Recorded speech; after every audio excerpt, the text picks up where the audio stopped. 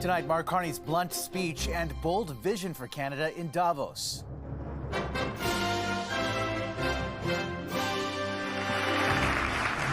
The reaction to the reality check. The old order is not coming back. And the urgent appeal to global leaders. Donald Trump's provocative taunt on the eve of his appearance on the world stage. How far are you willing to go to acquire Greenland? You'll find out. How far the threats of a trade war over the Arctic island sent markets plunging and gold shooting up. So this is the 1 ounce gold Canadian maple leaf. Plus, facing off against an invisible opponent. I was very scared. I was not myself. Why a star NHL goalie is battling more than shots in the crease.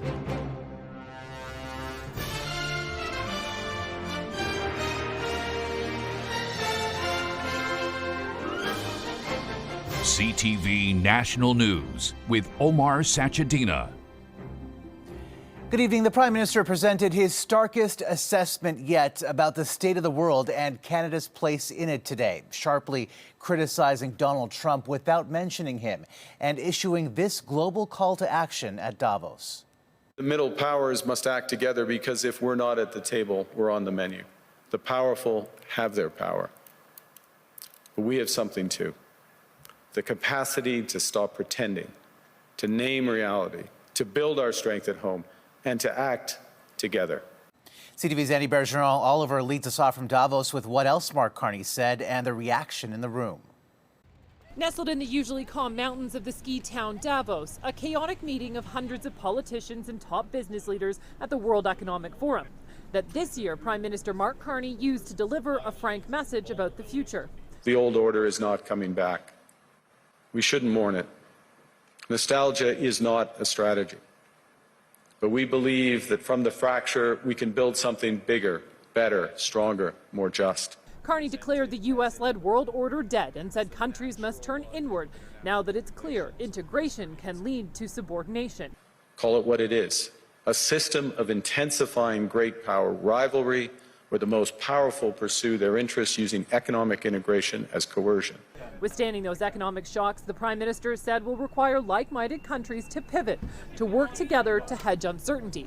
While Trump's name was never mentioned, Carney did call on middle powers like Canada to push back against domination by great powers, using tariffs as leverage and supply chains as vulnerabilities to be exploited. In a world of great power rivalry, the countries in between have a choice: compete with each other for favor or to combine to create a third path with impact. The message receiving what organizers described as a rare standing ovation at a summit where geopolitics and the future of Greenland is looming large. Our commitment to NATO's Article 5 is unwavering. Canada strongly opposes tariffs over Greenland and calls for focused talks to achieve our shared objectives of security and prosperity in the Arctic. Carney may get a chance to raise his concerns about Greenland directly to the U.S. president. Though no meeting is scheduled right now, both leaders will be here in Davos, Omar, at the same time. All right, Annie, thank you. And joining us now is CTV's chief political correspondent, Vashi Kapellos. Vashi, this was a speech that was clear, it was direct. What made it so significant? Well, the speech, Omar, I am told, was entirely written by the Prime Minister himself, which is certainly rare. Yes, there was input from people around him, but he explicitly wrote it himself. And it is, I think, the frankest assessment by a world leader of the world as we in the aggregate see it, with Trump in it, at the same time by a world leader who has the most to lose by enunciating that very vision, right? Because of our nature with the United States, because of how intertwined our economies are, that very fact alone, I think, is what makes it significant. Now, as Annie mentioned, part of the Prime Minister's message was also directed to middle powers, but how challenging will it be to turn those words into action? Yeah, very much so, right? Meeting the moment rhetorically is one thing, and I think most would argue the Prime Minister did that.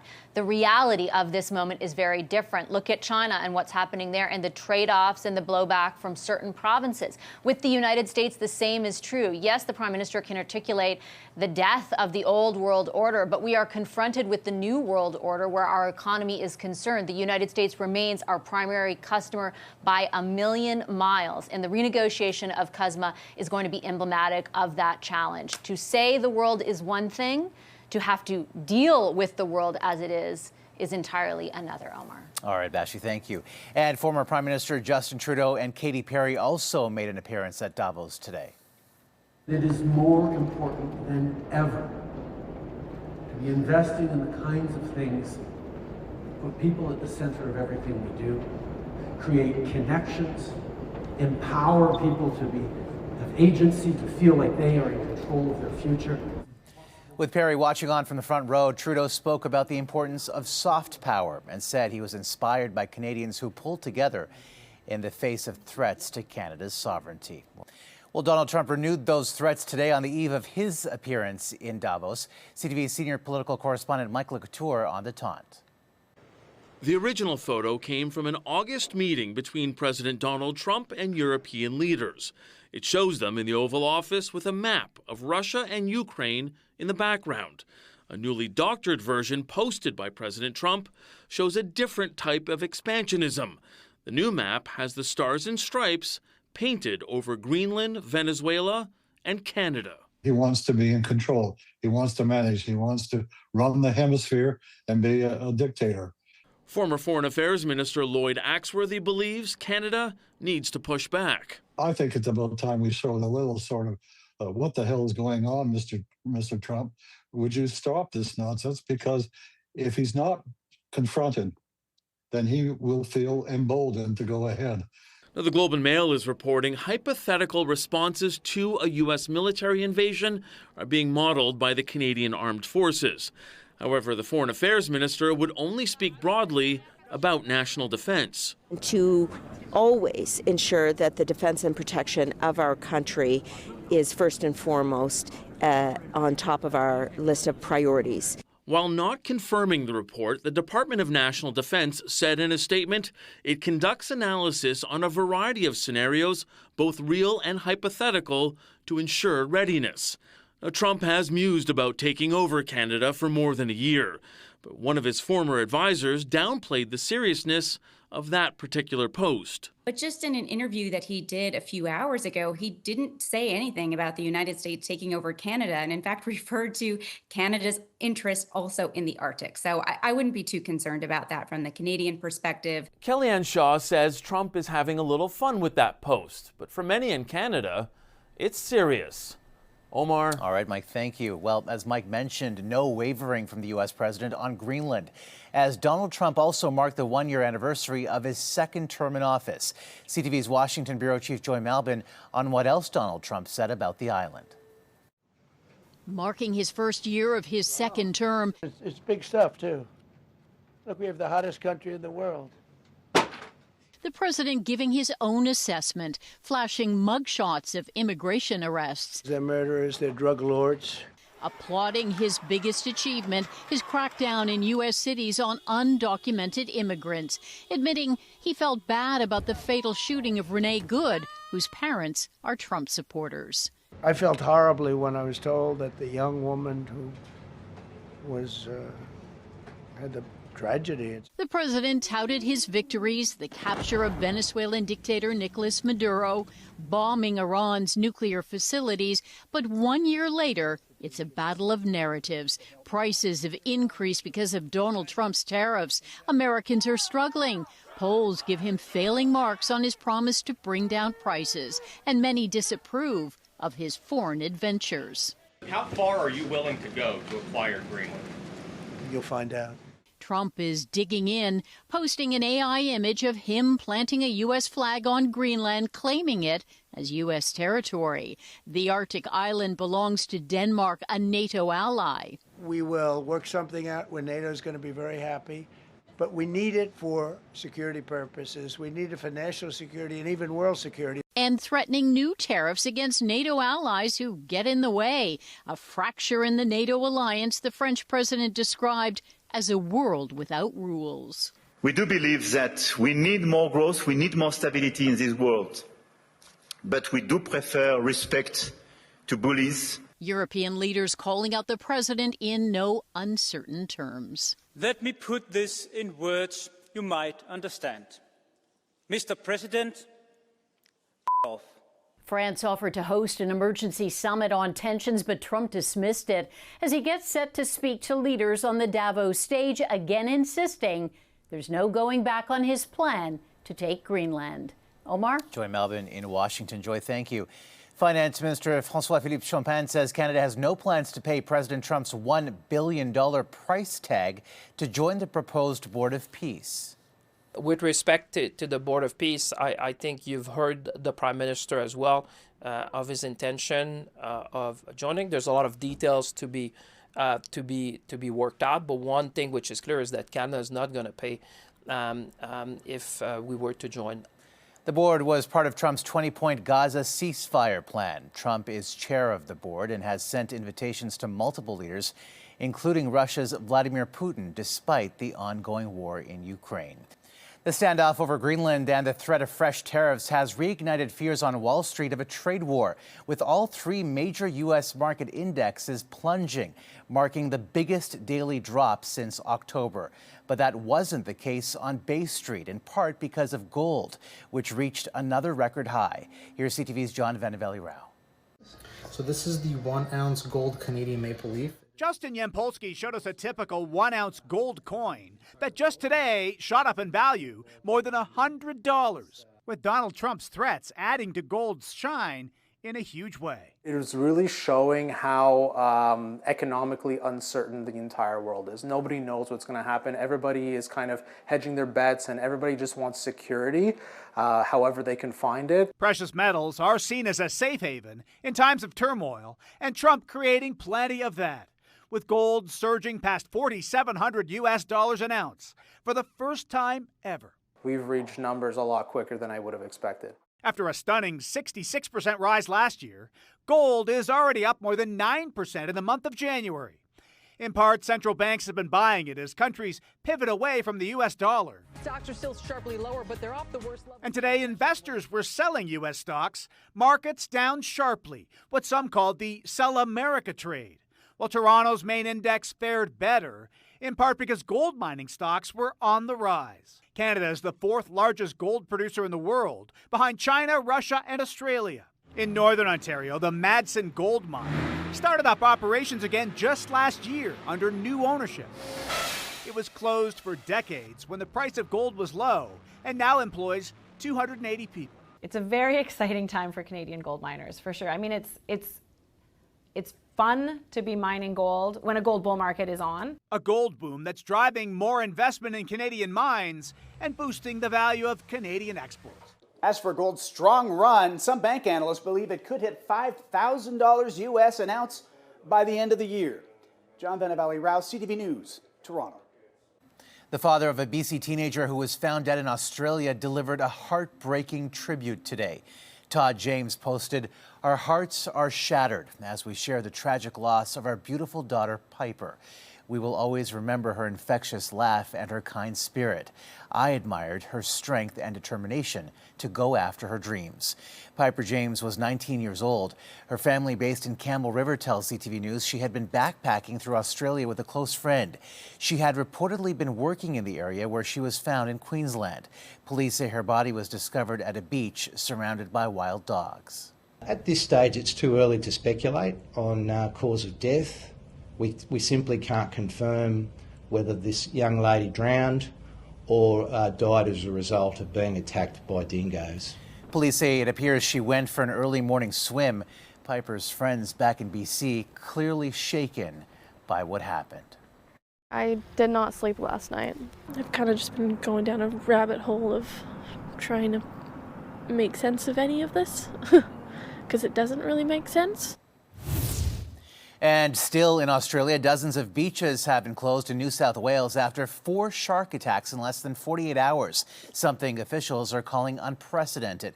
The attacks followed days of heavy rains, which can create conditions that draw sharks closer to shore. Coming up. I was very scared.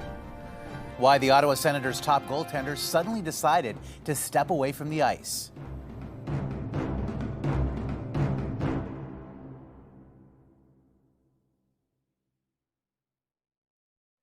The star goaltender of the Ottawa Senators, Linus Ullmark, is opening up to TSN about his toughest opponent off the ice, why he temporarily stepped away from the team, and the rumors that spread on social media. The real reason is mental health. It comes a time, and you never know when, where the cup starts to overflow. And for me, that was the game against Toronto, where I was having panic attacks. It took them less than 24 hours from my absence of leave to try to find reasons to why I'm gone. Saying that I'm a homewrecker, a person that no one likes in the team. The 32-year-old hasn't played in a game since December 27th. Ullmark joined teammates recently for practice, but there is no firm timeline for his return to an NHL game. We have a new troubling snapshot tonight about how Canadians feel about getting older. CTV's Maria Saru highlights the struggles and the gaps in support for those in need. Card slide and flip face down before the next hand of bridge hits the table. It's a familiar game for these folks, played with familiar faces. And for some seniors, it's a chance to mingle and make new friends. If you're left on your own, what's there for you? David Blackiere mans this front desk one day a week, ticking off members' names as they arrive. Bill's in. It's part of how he stays connected to his community here at the Seniors Active Living Centre. The National Institute on Aging surveyed thousands of people 50 plus and found optimism about getting older fell from 62% in 2024 to 57% in 2025. Another 57% also reported experiencing loneliness, with 43% at risk of social isolation. Social isolation is akin to the kind of outcomes we see with chronic disease. So it can really reduce somebody's ability to live a healthy, independent life. The biggest barriers differ depending on the age group. For the 50 to 64-year-olds, affordability was definitely the number one. For the older cohort of older adults, the 80 plus, the number one barrier was around health limitations. That's why both affordability and accessibility mattered. And Blackiere says a low-cost membership for the centre helps. We're providing something here that is very healthy for them. I've heard 90-year-olds and well into the 90-year-olds saying, oh my gosh, Dave, if we didn't have this, what would we do? Experts say community-based seniors organizations like this centre need more investment, with many relying on unsteady funding and volunteer support. Maria Saru, CTV News, Charlottetown. Still ahead. Why this old Newfoundland fish plant just became an environmental emergency.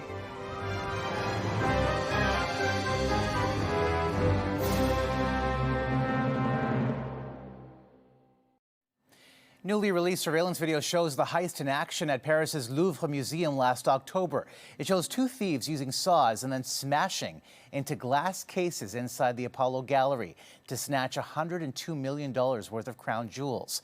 3 months later, French investigators say 4 men are in custody, including the 2 in this video, but the jewels are still missing. A rotting and rundown fish sauce plant has burdened people living in the Newfoundland town of St. Mary's for years. Here's CTV's Garrett Barry on how it went from a nuisance to an emergency. Inside this crumbling building and its leaking massive vats, a foul mix of fermenting fish. People says to me, it can't be that bad. I says to them, come over and live here for a month. You'll know what it's all about. A thorn in the side of this town and its council for the past 25 years, when this fish sauce plant was first shut down by the Canada Food Inspection Agency. In the fall, there was finally some progress, with the funding promise from the provincial government to gut and clean this property. But last Saturday, a windstorm ripped pieces away from the building and freed the odors to spread more easily throughout the community. Now is a bit of an emergency. We have, she's totally exposed. We have the seawater. We only realized that the sea is coming in underneath the building too. So we don't want the building to break off and fall off into the beach, into the ocean. The physical damage in this building is plain to see, but what my camera can't easily transmit is the smell in here. A putrid mix of garbage and fermenting fish. It's overwhelming to anyone who gets near. And according to neighbors living near the plant, has been a nightmare. They said an animal won't live near that, and no rat or no cat will go around it. We're breeding it now, 10 years. It's supposed to be good for us. Environment Canada put a stop to a cleanup effort in 2016 that dumped the vats of sauce into the ocean. According to the mayor, federal testing revealed the substance was toxic to fish and wildlife. But he says no federal official ever told him the results of those tests. Residents here say there's been decades of inaction, so they're sick of talking about the plant. Even if provincial officials are now promising it really will be cleaned this time, locals say they'll believe it when it's gone. Garrett Berry, CTV News in St. Mary's, Newfoundland, Labrador. Still ahead, why this version of the spectacular Northern Lights show is special.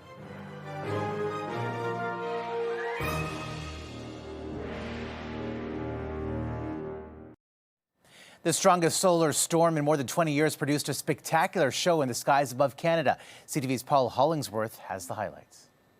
Hilda Vanden Heuvel never imagined waking up to such a stunning sight. I could see the rays in the sky, and so I knew they were there. A retired photographer, she never misses an opportunity to capture pictures of the Northern Lights and post them on social media. I just get so excited when the Northern Lights are out. It's a hobby, and it's a lot of fun. Astronomers say the Northern Lights lit up the sky with a palette of sparkling colors, beginning late Monday night, lasting until early Tuesday morning. For so many people across Canada and the United States, they had an extremely intense display of red, green Northern Lights. The Northern Lights happen when charged particles are released from the sun and enter the atmosphere. The scientific community has ranked this latest solar storm as the most intense aurora event in more than 20 years. The way that it interacted with our magnetic field sort of waned and increased and decreased again over the course of the night. According to Tiffany Fields, we are not getting more Northern Lights displays than in the past. Scientific technology has come a long way, giving experts the ability to predict when the Northern Lights are going to happen so more people can see them. And it allows us to just look up into the sky and wonder what is happening. And participate in a shared experience, watching the nighttime sky dance with vivid colors. Paul Hollingsworth, CTV News, Halifax. Gorgeous. And that's a snapshot of this Tuesday for all of us at CTV National News. Thank you for watching. Good night and see you tomorrow.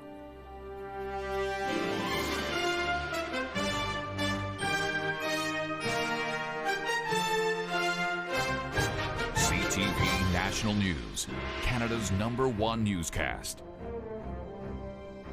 Canada's #1 newscast for excellence in journalism. We begin tonight with breaking news. CTV National News with Omar Sachedina, winner of the Canadian Screen Award for Best National Newscast. Weeknights at 11. Watch live on Crave.